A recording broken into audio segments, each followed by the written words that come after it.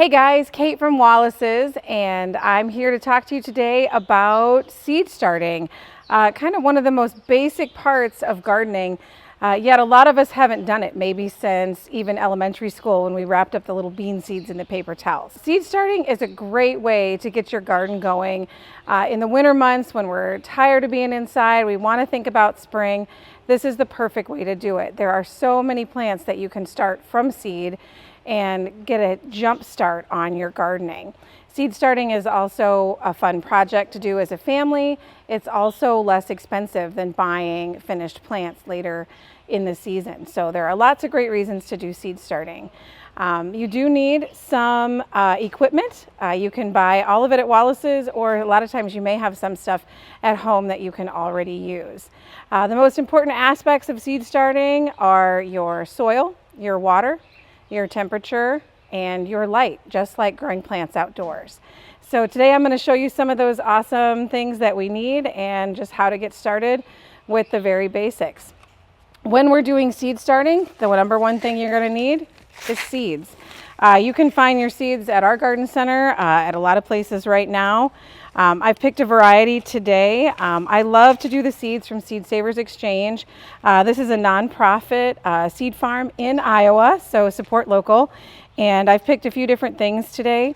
I want to point out on the seed packets, because they're not just packaging, there is so much information on the seed packets, you guys. So when you pick out your seeds or when you're shopping for them, don't just go by the pretty picture on the front. Just look at the back. There are so many things that you need to know. These seed companies have already done our homework for us. So it's going to tell you if you're going to direct seed it into the garden, how far apart to put them, how deep they need to go in the ground. If you're going to start them indoors, it will tell you how many weeks before frost you should actually be starting the seeds. It's different for all the different varieties. So depending on what you're growing, like tomatoes, they are a little bit of a longer plant. So this one, we're going to do 5 to 7 weeks before last frost. So our frost-free date ranges, but usually is around May 15 is a good date to use. So you can count back the weeks to see when inside you're supposed to be starting your seeds. So there's lots to choose from. Some people do vegetables, some people do flowers, and it's just a really fun activity on a weekend. Come in and just kind of hit the seed racks and see what it is you're wanting to grow. And this is a great way to try something new that you've maybe been thinking about trying in the garden but never have before. So once you've got your seeds picked out, then you're going to need a couple other things. A tray. I like to use these trays that are plastic. You want to make sure that it has drainage, so there's some holes on the bottom there. For holding the soil, you can use cell packs like this. I like to use these.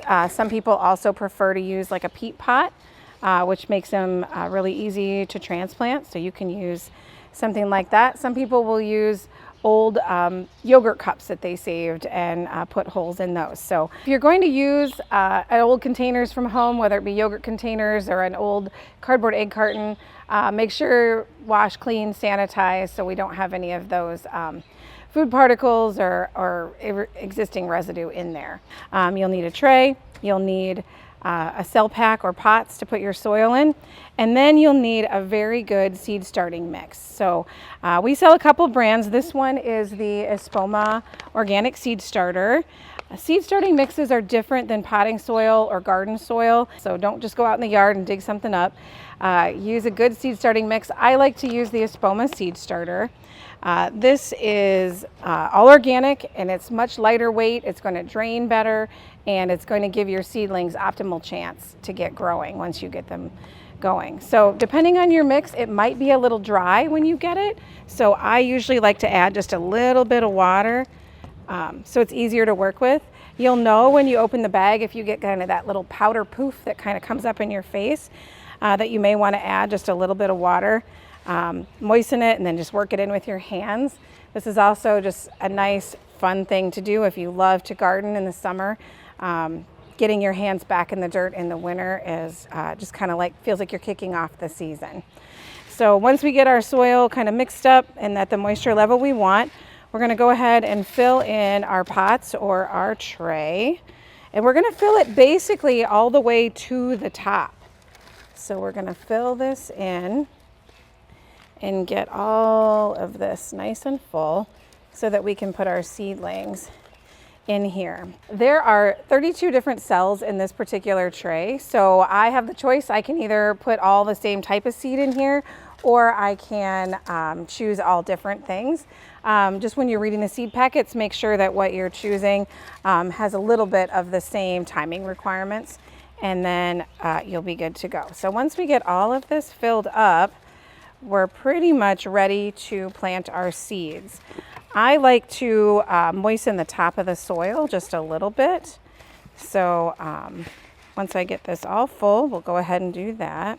Now we're just gonna spray this down a little bit. This will keep our soil from kind of flying up as we add the seeds to it, help the seeds stick to it. Okay, so now we have our tray all filled. I've dampened it down just a little bit, and I'm going to do in my seed tray a couple different things. I'm going to start today with some herbs. I love to do fresh herbs, especially late winter, early spring. It just gets something green and growing in the house. So today I've picked a few basil seeds and a little bit of catnip. I have a friend that has a cat that will absolutely love this, so I'm going to do those two seeds today. Basil is very sensitive to cold, so I like to get it going in the house and kind of baby it indoors for quite some time. So the basil is you can direct seed into the ground, or you can do it in trays. The planting depth is telling me 1/8 inch deep. I don't use a ruler. I kind of just guesstimate. The seeds are pretty forgiving. They're going to, as long as we're not shoving them all the way down to the bottom or leaving them right on top, if we just get them a little bit of cover, the science of the seed will take over and do this for us. The catnip is telling us 4 to 6 weeks before frost. So we're doing this one a little bit early, but it's going to be fine indoors. So our seed packets give us our information, and then we can open them and get our seeds out. I like to plant at least 2 seeds per cell.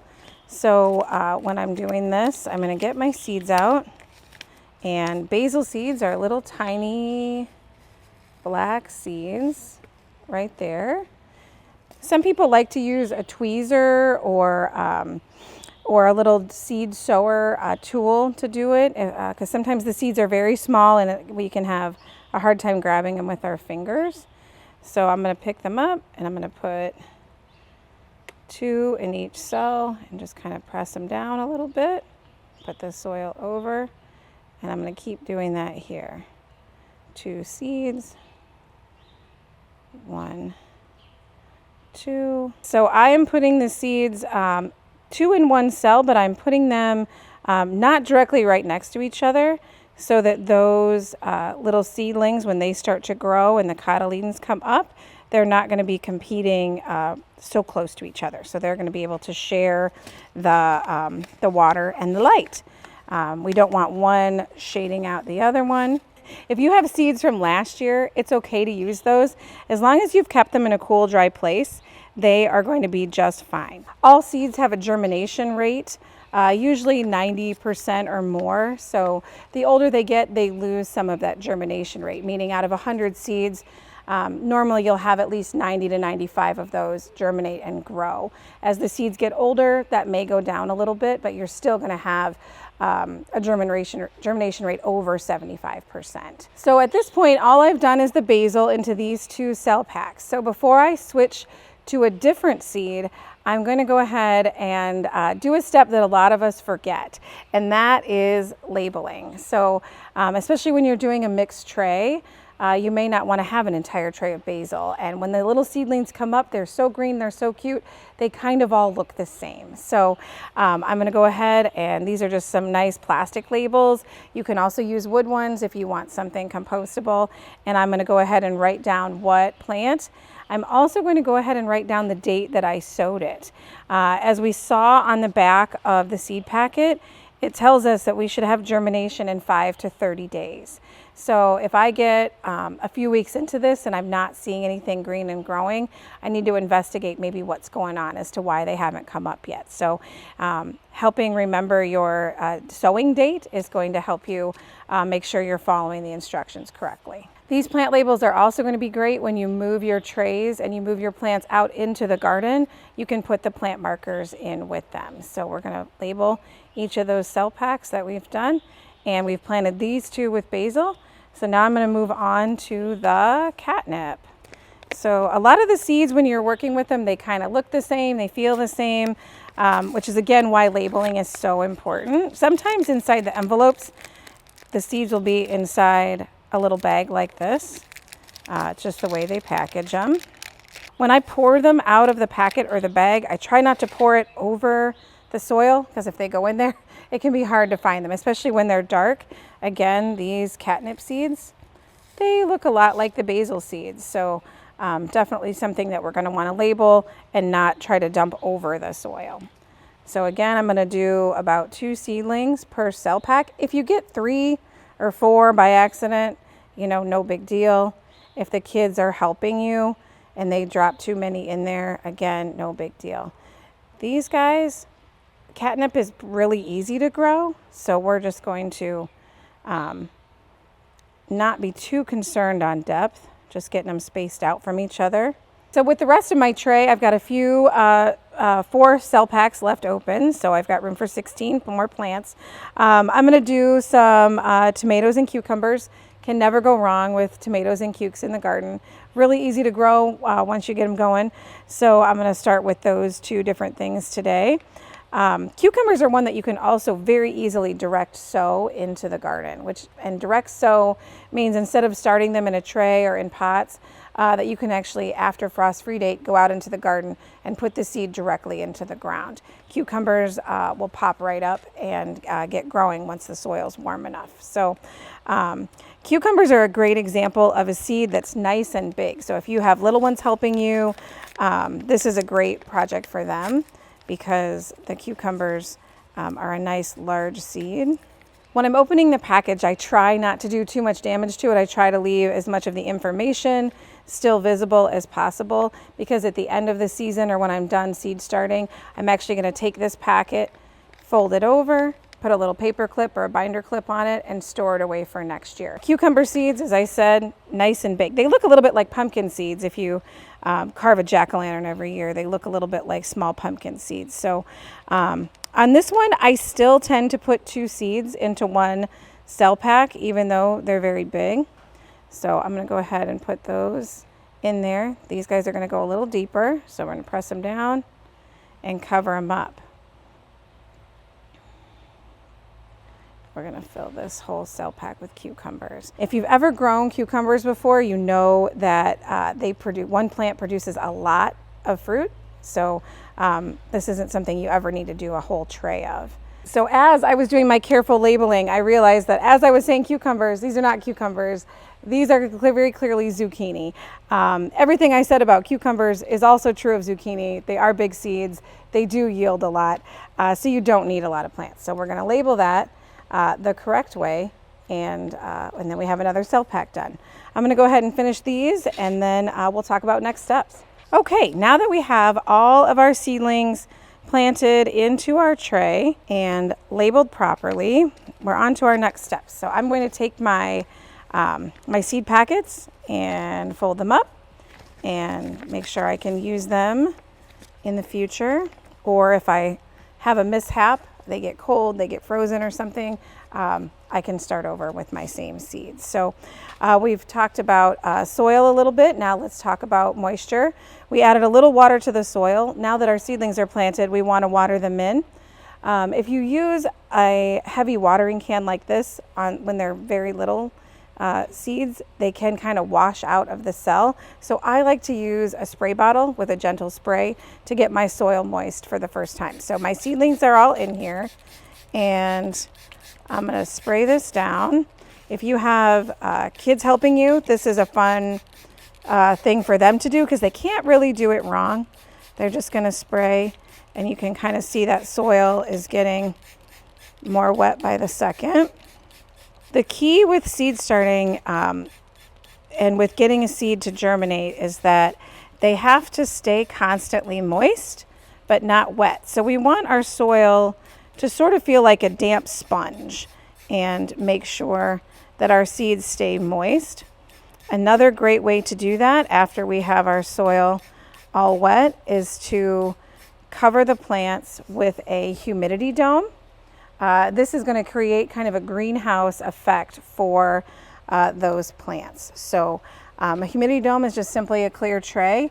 You may remember in science class when you used plain old saran wrap and just kind of put plastic wrap over the top of your tray.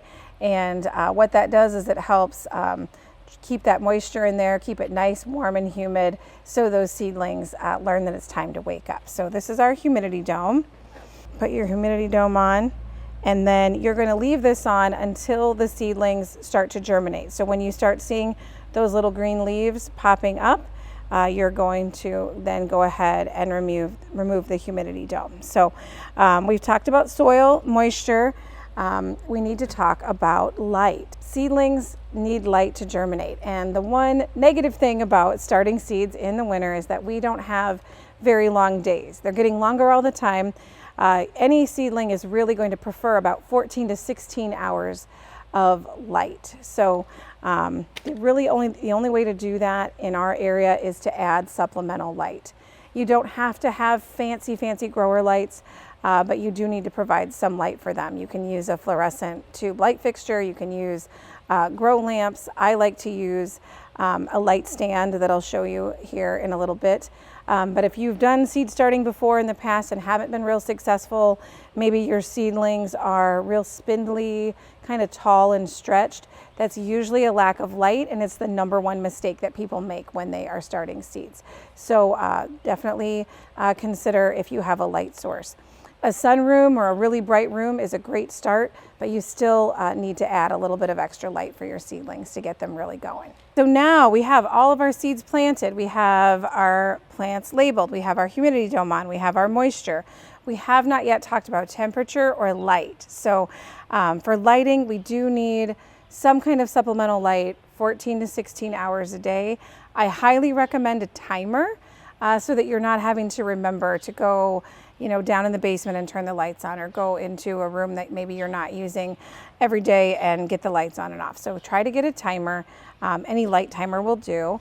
This is a simple all-in-one 2-foot light that we sell in a kit. And it's just providing a little bit of light, fits right over most trays. And this is one, comes in a box, really easy to use. Optimal height is actually about 3 to 4 inches above the seedlings. So this one's a little bit high.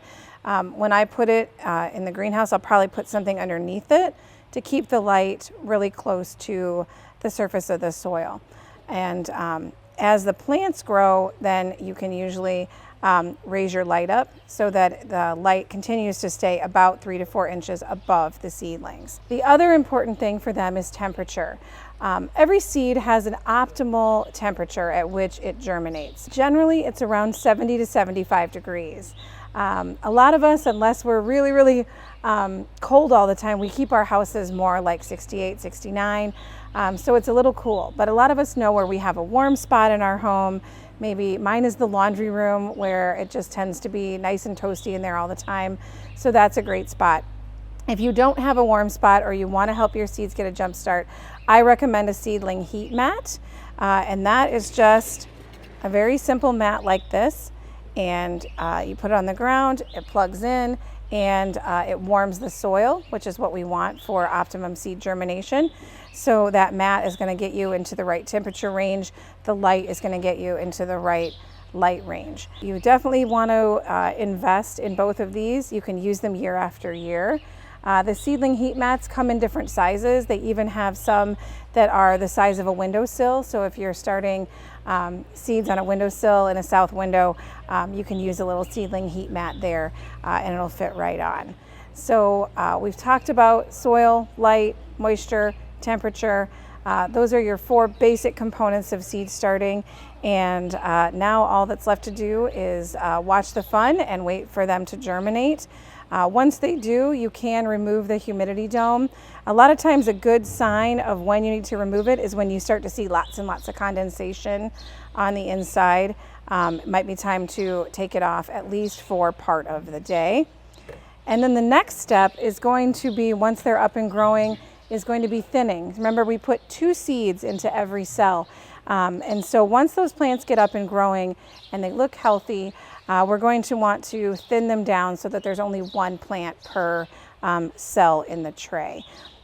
Choosing the seedling, basically just look at which one is the most healthy, which one has the strongest, thickest stem, and which one do you think has the best chance of going forward. The timing to do that is usually when the seedling has 4 to 6 leaves. So when they first come up, they have those 2 first cotyledons, and then they'll have a set of true leaves and then another set of true leaves. So when you see 4 to 6 leaves on your seedling, then it's time to think about going in and thinning. The way I thin is just like with a little snip pruners, and I go in and I just snip it right off at the base of the soil and remove that weaker seedling. And that's going to thin them out and let them continue to grow. As they grow taller, raise your light up and make sure to maintain that moisture level. So if you're just getting started, want to try it out, don't want to make a huge investment into this, not sure if you're going to do it every year, you can purchase these awesome kits. They come with the tray, the heat mat, the light built right into the humidity dome, and it's a great fun way just to give it a try and get started, or if it's something your child has an interest in, this is a really fun way, easy way to do it without a huge investment into a lot of the equipment that it needs. One more product that I want to share with you guys are these greenhouse kits that you see a lot of times this time of year. And it's kind of an all-in-one thing. It doesn't come with a heat mat or the light like the other kit that I showed you. But this comes with the tray, the humidity dome, and then it has these little peat pellets inside. And so instead of soil, this is a little pellet of compressed peat. And when you get it wet, it expands to fill up that cell. So you'll get this wet, let it expand, and then put your seedlings right in that center circle. So you do that. It also comes with labels, which is really nice. And then you can put your humidity dome on.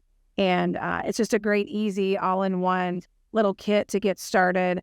Also a great like Easter basket gift or just kind of a spring gift for a friend. So a really fun way to get someone started.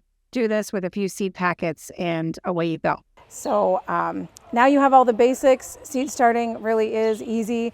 It's fun, and it's a great way to get that jump start on spring and hopefully make it come a little faster. Thanks for watching our video today. We love to share our gardening knowledge with you guys. I'm Kate from Wallace's Garden Center. We're located in Bettendorf, Iowa. Come over and see us. We are a huge growing greenhouse, and we'd love to answer all your questions and help you get going on anything in your home and garden.